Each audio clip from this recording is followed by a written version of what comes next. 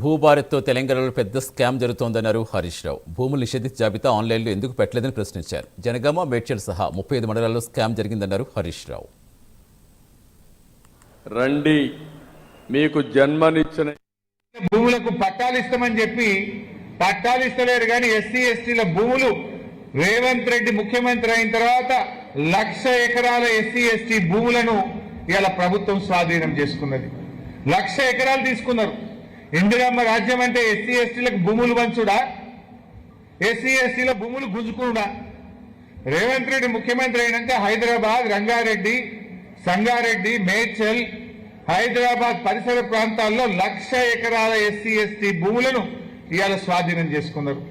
ఎలక్షన్ల ముందేమో పట్టాలు ఇస్తామన్నారు, గెలిచి గద్దెనెక్కినాకనేమో భూములు లాక్కుంటున్నారు. మీరు అట్లనే సాదా బైనామా తప్పకుండా చేస్తామన్నారు.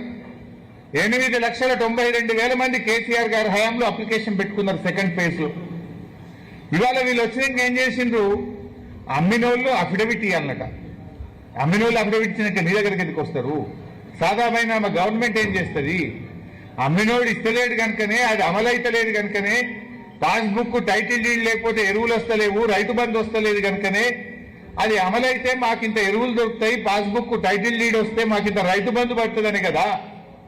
ఆనాడు బీఆర్ఎస్ హయాంలో కోర్టు కేసు వల్ల సెకండ్ ఫేజ్ మేము చేయలేదు. నువ్వు వచ్చినాక కోర్టు కేసు పోయింది. కానీ నువ్వేం చేసినావు? నోటితో నవ్వి నొసటితో వెక్కిరించినట్టు సాదా బైనామా అమలు చేయమంటే గతంలో బీఆర్ఎస్ హయాంలో లేనటువంటి కొత్త నిబంధన, బాండ్ పేపర్ మీద అమ్మిన ఆయన అఫిడవిట్ ఇవ్వాలి. నేను అడుగుతున్నా, 8,92,000 మంది రైతులు దరఖాస్తు పెడితే ఒక్కలన్నా అఫిడవిట్ ఇచ్చిందా? ఒక్క రైతు కన్నా నువ్వు పాస్బుక్ ఇచ్చినావా? బిండి పేదల దగ్గర డబ్బులు వసూలు చేస్తున్నారు.